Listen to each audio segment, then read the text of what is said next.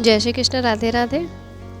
आज मैं आपको एक ऐसी अद्भुत कथा सुनाने जा रही हूँ जो आपने शायद ही कभी सुनी हो।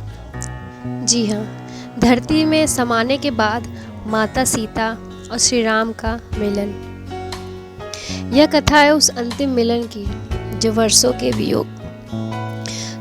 के वियोग के बाद हुआ, न केवल देह में बल्कि आत्मा में।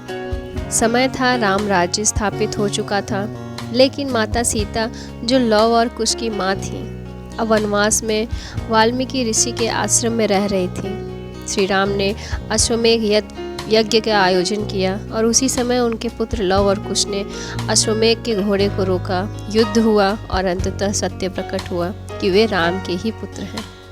तब श्री राम को ज्ञात हुआ कि माता सीता आज भी जीवित हैं और वन में रह रही हैं। उन्होंने सीता को यज्ञ मंडप में बुलवाया। पूरे दरबार के सामने माता सीता आई, तेजस्वी, शांत और गर्व से भरी। उन्होंने सिर झुकाया नहीं, क्योंकि उन्होंने कोई पाप नहीं किया था। उन्होंने सबके सामने कहा, यदि मैंने जीवन भर केवल श्री राम को ही पति माना है तो धरती माता मुझे अपनी गोद में समा ले। और तभी पृथ्वी फटी और धरती माता प्रकट हुई। उन्होंने सीता को अपने रथ में बिठाया और अपनी गोद में समेट लिया। माता सीता धरती में समा गई, अपने शरीर को त्याग कर पर आत्मा से श्री राम के साथ जुड़ी रही। अब प्रश्न आता है, राम और सीता का मिलन फिर कब और कैसे हुआ? उत्तर है, उसी समय नहीं, बल्कि वर्षों बाद, जब श्री राम ने अपना राज्य त्याग कर सरयू नदी में जल समाधि ली।